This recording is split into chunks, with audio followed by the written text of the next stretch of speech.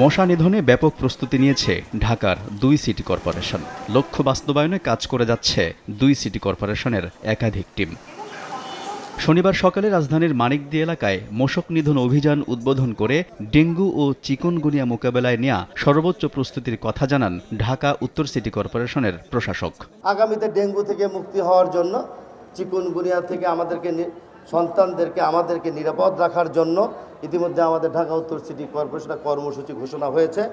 সেটা হলো clean school, no mosquito. 537টি স্কুল কলেজে আমরা এই প্রোগ্রামগুলো চলমান আছে।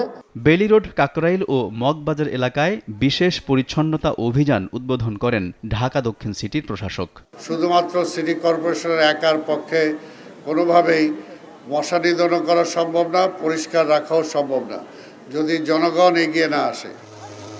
হাজারীবাগে মশক নিধন ও পরিচ্ছন্নতা অভিযানে অংশ নেন সড়ক পরিবহন, সেতু, নৌ ও রেলমন্ত্রী শেখ রবিউল আলম। তিনি বলেন, শহরে যত্রতত্র বর্জ্য ফেললে সুষ্ঠু বর্জ্য ব্যবস্থাপনা সম্ভব নয়। আমরা যদি সচেতন না হই তাহলে সিটি কর্পোরেশনের উপর শুধু দায় দিয়ে আর বর্জ্য ব্যবস্থাপনার জন্য কয়েকজন কর্মকর্তা কর্মচারী যারা সিটি কর্পোরেশনে আছে তাদের উপর দায়িত্ব চাপিয়ে আমার মনে হয় যে সফল হওয়া যাবে না। আমরা ক্লিন ঢাকা করতে চাই, আমরা একটা সমৃদ্ধ নেশন করতে চাই, আমরা সবার আগে বাংলাদেশকে প্রাধান্য দিতে চাই। জিয়া সরণি খাল, কোনাপাড়া খাল ও কুতুবখালী পরিদর্শন করে স্থানীয় সরকার প্রতিমন্ত্রী বলেন, অবৈধ দখলদারদের তালিকা করে নেওয়া হবে আইনি পদক্ষেপ।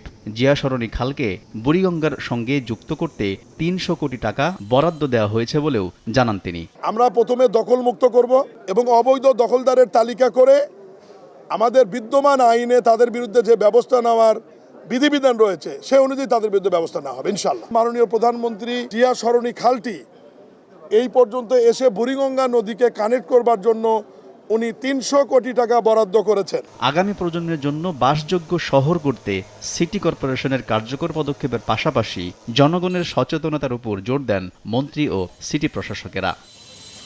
আলতাফ হুসাইন, সময় সংবাদ, ঢাকা।